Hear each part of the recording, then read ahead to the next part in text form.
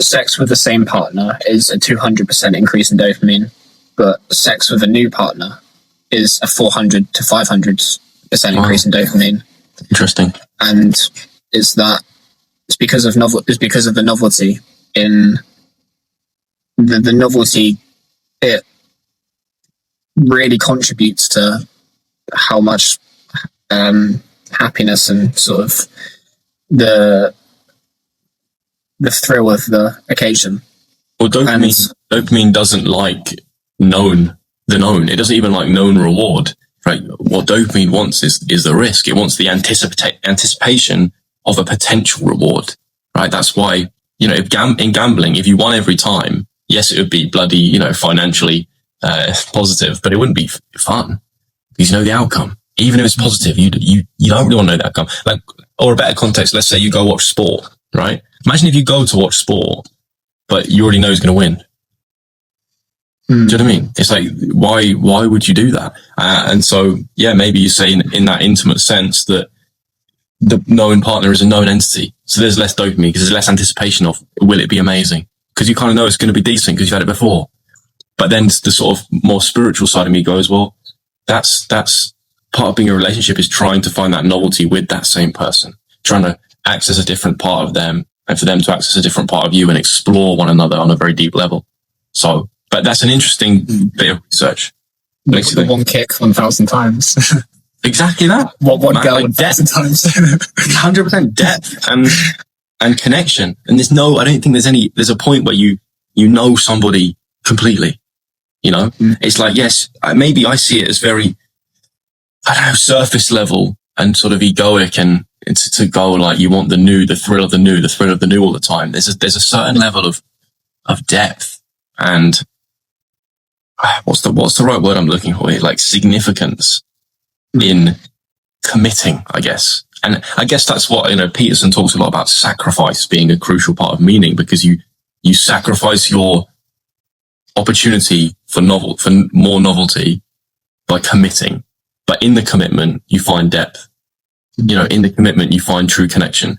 Maybe you can dart across multiple different things and have that novelty, engage the dopamine more, but then you sacrifice the capacity for deeper connection and you just stay in that surface level. And that ultimately isn't what you want. You might be led to believe it's kind of like the moth. You're led to believe you want the novelty. You want the new, more. But will that just lead to damage to your spirit, to the meaning in your life? Possibly. To me, in my own life philosophy, that feels like it's the case. Yeah. For context, cocaine was a 450% increase in dopamine. So sex with a new partner is possibly more dopamine than cocaine. But they also made the point that when you age, you become free of desires. Like your desires kind of leave you in peace, and that's why you see old people doing the same shit every day because they don't actually have the desire for novelty anymore. They're okay with living the same day all the time. So I think one question would be, well, how much novelty do you want? Because complete novelty to me would be like, I wake up tomorrow in a desert island with loads of people I can't speak the language to. That's not great. But too much chaos. But at the same time, you don't want to be, well, I personally don't like the idea of being in the same house in Devon for 80 years and not really, maybe just sort of doing the same job every day, monotonous job, and not really sort of growing. So I think actually, I do think novelty, we do want a little bit of it, and it's something that we shouldn't crush, but we should perhaps, I think one thing we could use it to help deal with other desires. So maybe the desire for fame can be better separated by using the desire to want the novelty to talk to famous people or the novelty of being in this nice place and other things that come with it. So maybe that's one solution. And I think in general, we just kind of want to keep people on our toes. Like we got, like you said, with the romance, when you were talking about that, we we want to keep that, as Robert Greene talks about, the kind of the mystery in the relationship, the excitement. We want to keep people on their toes. And that doesn't mean the sort of like, I don't know, the stupid like red pill philosophies of like withhold information about what you're doing and never tell anybody where you are and bullshit like that. I think the mystery can just be like, can you both continue to bloom in how much you share about your inner world to one another? Like your intimate partner or that person should be the person that knows you and the real you, the you within the skin, the you that doesn't have a name, the being, the awareness. They should know that essence of yourself is closest to anybody else in the world.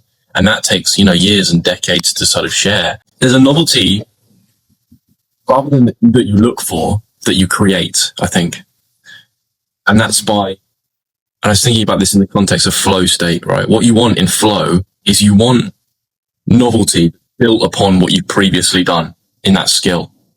When you're a musician, let's say, right? You don't want to just keep learning pieces that you already know with no novelty, but you don't want to, if you're an intermediate piano player, you don't want to have some crazy like Tchaikovsky composition placed in front of you and just told to play it. You want like the next step of novelty. You want like just the complexity that's just slightly above your current competence. Okay. And that's novelty that you've got to through skill, through discipline, through commitment. It's not a novelty where like, okay, you start playing the piano for 2 weeks. I'm going to start playing the violin. I'm going to start playing the flute. Now I'm going to try and start singing. Now I'm going to play the guitar. That's like shallow novelty. Whereas there's novelty of becoming more of a master at the one thing. And that, I think, may be a good frame of thinking about the difference we're talking here. Like I've been playing basketball for 12 years, but I'm not going to start and go and play like paddle or play like darts because it's new. Instead, it's like, can I stretch my ability to play defense or a particular part of offense or a particular part of my ball handling skills? Can I create this dribble move that then I do so many times in practice that it becomes unconscious and I can do it in a game? That's novelty in context of depth. And I think that's really powerful. Yeah. One observation of flow state that I've had recently was the kind of speed that's attached to it. So when you're playing wheelchair basketball, the ball is there, then it's there, then it's there. That action happens really, really quick. In a conversation, when it's going this place and then it's going to go this place, one key characteristic of flow is this speed, and speed helps retention. And that's what maybe these other experiences, films, social media, they do very well. They encapsulate that speed. They know how to keep you kind of in flow state. And another part of that would be the unconsciousness. When you're really gripped into a film, you're unconscious. And when you're on social media, you're unconscious. And that's why you're pissed off at yourself after you scroll. So I also wanted to come back to novelty in that, how I feel like one of the things that the word romance, I'd be interested in the actual definition, but I feel like a lot of romance is novelty. The guy that turns up with the flowers that the girl didn't expect, or I guess the gesture, the whole kind of that relationship going to a new romantic place. I feel like it's a massive characteristic, is the novelty. And so this concept of novelty is actually really in our lives because it's so attached to attention, and it's so much in everything. There's a concept in marketing about I think it's like a purple cow, in that if there was a normal cow and you drove past it, you wouldn't care. But if there's a purple cow, you would care. And that's because it's novel. Or I think it's one of the things that Robert Greene talks about with, I think there's a law called core attention at all costs. And one of the simple ways of doing that is just wearing a different color suit, a red one instead of a black one. And you want to get more attention because it's novel. So it's actually something we can use to our advantage as well a little bit. But it's everywhere. Like, why in the gym do I find it interesting looking at this guy? There's this guy in the gym who has like a massive afro. And I find him quite funny because he puts his headphones on, and when he puts his headphones on, it like squishes the afro. There's a big line in it. But I find him more interesting than the guy that kind of just looks like a Lego man who I don't really care about, because, not everyone has this massive afro. And yeah, he puts I bet he doesn't even use a locker. He just sticks like his keys and everything in there.